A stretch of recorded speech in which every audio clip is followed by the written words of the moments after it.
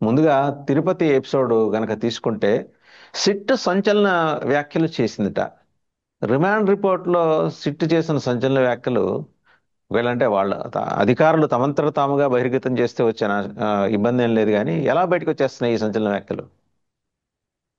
మనకి తపేలా ఛానల్లో ఉంటాయి సార్. ఈ మీడియా ట్రైల్ తోనే సగం జీవితాలు మీలాగా నాలాగా జర్నలిజం చదువుకుని దాని విలువలు ఉమ్, విశ్వసనీయత పరిరక్షించే వాళ్ళని టార్చ్ పెట్టి ఎత్తుక్కోవాల్సి వస్తుంది. మనకి ఈ డైలీ సీరియల్లో నటించే వాళ్ళు యాంకర్లు దాపరించిన దగ్గర నుంచి జర్నలిజానికి తిరోధకాలు ఇచ్చి జర్నలిజానికి ఏమో కులముద్ర వేసి కుల ప్రాతిపదిక మీద జర్నలిస్టులను తయారు చేస్తే పైపచ్చి ఒకడేమో పెట్రోల్ కొట్టుకునేవాడేమో డైరెక్ట్ గా నేను జర్నలిస్ట్ కాదని చెప్పినా సరే ఆడి ప్రవచనాలకు ప్రభావితం అయ్యే దౌర్భాగ్య స్థితి ఉన్నప్పుడు ఒక స్క్రిప్టెడ్ ప్రోగ్రామ్ ఉంటుంది. దాంట్లో ఏంటంటే ఒక ప్రీకన్సీవ్ నోషన్ తో డ్రైవ్ చేస్తుంటారు ప్రజల్ని. ఎలా అంటే వీళ్ళ ప్రాస్పెక్టివ్ లో ఎవడైతే శత్రువులో వాళ్ళందరినీ వన్ బై వన్ టార్గెట్ చేసుకుంటూ వెళ్తూ ఉంటారు. ఎందుకంటే ప్రతిదానికి ఒక నెరేటివ్ ఉంటుంది. ఉదాహరణకి ఆ ఒక బాస్ స్థానంలో ఉన్న ముఖ్యమంత్రి గారి స్థానంలో ఉన్న చంద్రబాబు నాయుడు గారు కల్తీ ఈ నెయ్యి అని ఓ పదం వేయగానే ఇంకా అక్కడి నుంచి కథలు కథలు పుంకాలు పుంకాలు. సో ఇక్కడ వాడు పిఏగా ఉన్నాడా చచ్చాడా బతికాడా ఇవన్నీ వాళ్ళకి అనవసరం. తర్వాత ఇప్పుడు వీళ్ళ సన్నిధానంలో ఉన్న వేమిరెడ్డి గారి దగ్గరే పిఏగా ఉన్నాడు అతను. ఆ చిన్నప్ప ఆయన పేరేంటి? చిన్న అప్పన్న. చిన్నప్పని అతని పేరు చిన్నప్పన్న. చిన్నప్పని కాదు. చిన్నప్పన్న. ఉమ్, ఆ, వాడికి ఏమో 4 అపార్ట్మెంట్లు ఉన్నాయి, వాడి బ్యాంక్ లో డబ్బులు ఉన్నాయి, వాడికి ల్యాండ్లు ఉన్నాయి. ఈ ఎక్కడ పంచాయతీ అండి నాకు అర్థం కాదు అసలు. ఫస్ట్ ఆఫ్ ఆల్ సిట్టోళ్ళు ఆడికి అపార్ట్మెంట్లు ఉన్నాయి ఇల్లు ఉన్నాయి అన్న దగ్గర నాకు తెలిసి ఐటీ వాళ్ళు ఈడీ వాళ్ళు ఇలాంటి వాళ్ళు ఎందుకు ఇన్వాల్వ్ అవ్వరు? పైపొచ్చి ఒక నెరేటివ్ ఉమ్, కేజీకి ₹25 కమిషన్ తీసుకున్నాడట. ఉమ్, ఎవరు? సుబ్బారెడ్డి. ఈ ఫస్ట్ ఆఫ్ ఆల్ పోర్ట్రేట్ చేసేది ఎవరంటే సుబ్బారెడ్డిని టార్గెట్ చేసి పని చేయాలి కాబట్టి సుబ్బారెడ్డి పేరు చెప్పేయాలి. అసలు వెనక ముందు ఒకసారి మనం ఆలోచిస్తే ఈ కల్తీ నెయ్యి విషయంలో సుబ్బారెడ్డి ఫస్ట్ ఆఫ్ ఆల్ సుప్రీంకోర్టుకి వెళ్ళి ఆయన ఓ రాజ్యసభ ఎంపీగా ఎస్ ఇది దేవదేవుడికి జరుగుతున్న ఈ కైంకర్యాల మీద ఇష్టం వచ్చినట్టు మాట్లాడిన దగ్గర ఒక రూలింగ్ సుప్రీంకోర్టే ఇచ్చింది. అది మీరు నేను చాలాసార్లు చర్చించుకున్నాం కూడా. ఏమని? దేవదేవుడికి అనవసరంగా ఆపాదించి ఏది పడితే అది ఒక హిందూ మత మనోభావాలను గాయపరిచే ఉదంతాల్ని అంశాలని ఎన్స్ఫోర్త్ చర్చించొద్దు. మళ్ళీ ఎక్కడ మనం మర్చిపోతామని కొన్నాళ్ళ క్రితం వాళ్ళ కాదంబరి నత్వం అని తీసుకొచ్చి 4 రోజులు ఓ డ్రామా ఆడారు. ఇప్పుడు మళ్ళీ నెయ్యి విషయంలో సిట్టు వాళ్ళు 10 అడుగులు పరిగెట్టారట, కూర్చున్నారట. నాకు తెలిసి ఓ సిట్ ఆఫీసర్ బయటకు వచ్చి చెప్పిన ఉదంతం అయితే నేను వినలేదు. మీరు విన్నారా? ఏంటి వాసుదేవ్ గారు? ఎందుకంటే మీరు నేను జర్నలిజం ఉమ్, అనుకుంటున్నాను. ఉమ్, మీరైతే వినరు, నేను వినను. కానీ వీడికి రహస్యంగా వీడికి ఎక్కడి నుంచి దొరుకుతాయి తెలియదు. వాడు కిరసాలు అమ్ముకున్నోడికి, ఆ ఉమ్, పెట్రోల్ బంక్ వాడికి, ఉమ్. పౌడర్ డబ్బా వాడికి, ఇంకోటి ఈ మధ్యన కంచాలోడు ఒకడు దాపరించాడు, దానికి తోడు టోపీ వాడు ఒకడు. ఈ వీళ్ళతో రాజకీయాలు అంటే రోపీలేసి కొట్టొచ్చు అనుకునే దౌర్భాగ్య స్థితికి లీడ్ చేసినప్పుడు మన చేతిలో అయితే ఏమి ఉండదు.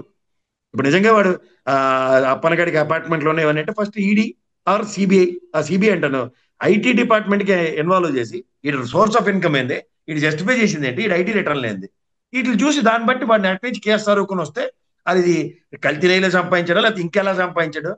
అంటే ఇక్కడ రెండు సందేహాలు ప్రధానంగా వస్తున్నాయి సార్. ఇప్పుడు సిట్ ఫోకస్ చేసింది నెయ్యిలో కల్తీ మీద, లేకపోతే చిన్నప్పన్న అవినీతి మీద?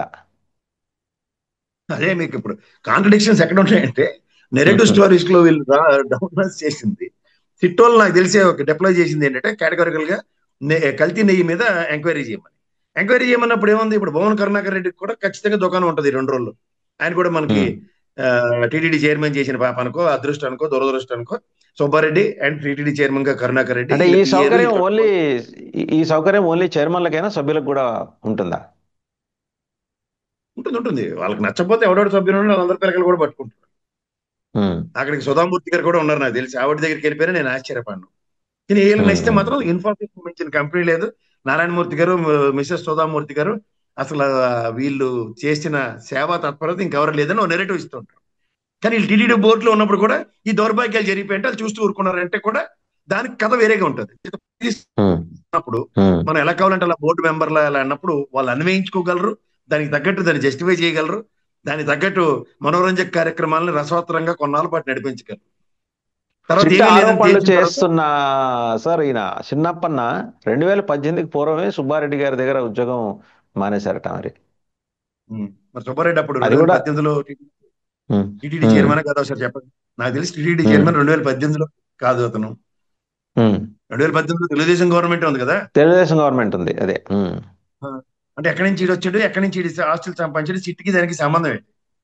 ఉమ్. మనం మీరు అన్నట్టు టీటీడీ ఇప్పుడు చైర్మన్ సుబ్బారెడ్డి ఉన్నప్పుడు ఆయన దగ్గర ఈడి పిఏ అయితే మీరు అన్నది ఏదో కొత్త కథ నెరేటివ్ బాగుంటది. ఇప్పుడు మధ్యలో ఉమ్, వేమిరెడ్డి గారు 2018 నుంచి సడన్ గా తీసుకొచ్చి ఉమ్. ఇక్కడ మానెత్తికి పెట్టి మీనెత్తికి పెట్టి వీడి మీద చర్చించమంటే ఏమని చర్చిస్తాం? సరే, పాత పిఏ సుబ్బారెడ్డి దగ్గర ఐటీ రైడ్ జరిగింది, ఆడి దగ్గర 4 అపార్ట్మెంట్లు, ల్యాండ్లు, డబ్బులు దొరికాయి అంటే అది చర్చ వేరు. అదే మీరంటే అవునంట కదండి. ఆర్థిక నేరాలకి ఆర్థిక అవకతవకలకి సంబంధించి సమగ్రమైన అంశాలు జోడించి ఉంటే కనుక ఆ కేసు డిఫరెంట్ గా ఉంటుంది. నా కేసు వీళ్ళకేం సంబంధం? పోలీసుడు మీ ఇంటికి నా ఇంటికి వచ్చి మీ ఇంట్లో 20 తులాల బంగారం ఉంది అని కేసు కట్టాడు ఉమ్, అనుకోండి, ఏమైనా అర్థం ఉంటుంది దాంట్లో? ఉమ్. నా ఐటీ అలాగే రిటర్న్ లో అయింది నేను ల్యాండ్ అది. చూపించాను. అదే ఇటువంటి కేసెస్ సార్ ఇప్పుడు